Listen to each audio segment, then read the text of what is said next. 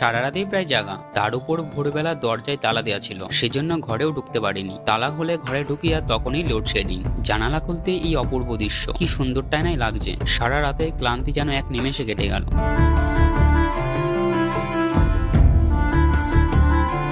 ভাবছিলাম প্রথমে এখন পড়ে নিয়ে দুপুরে একবারে ঘুমাবো, কিন্তু এখন পড়তে বসলে পড়ায় একদমই মন বসতো না। সেই জন্য সকালে হালকা ব্রেকফাস্ট করে ঘুমিয়ে পড়লাম।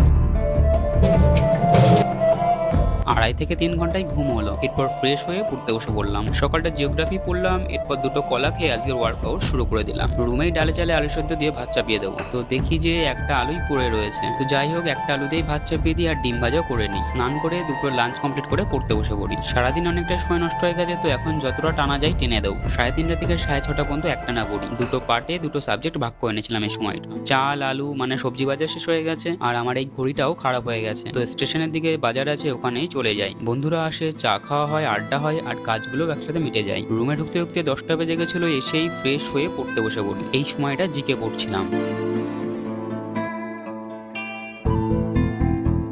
1 ঘন্টা মতো পড়ে উঠে পড়ি, আর ফটাফট করে ডিনার কমপ্লিট করে 11:30টার দিকে পড়তে বসে পড়ি। প্রথমে একটা গল্পের বই নিয়ে বসি, তারপর কিছুক্ষণ মেডিটেশন করি, আর তারপর গ্রামার নিয়ে বসি। প্রায় 2টোর দিকে আজকে সব টাস্ক কমপ্লিট হয়। জয়েন বন্ধুরা, আজ ছিল ডে 19।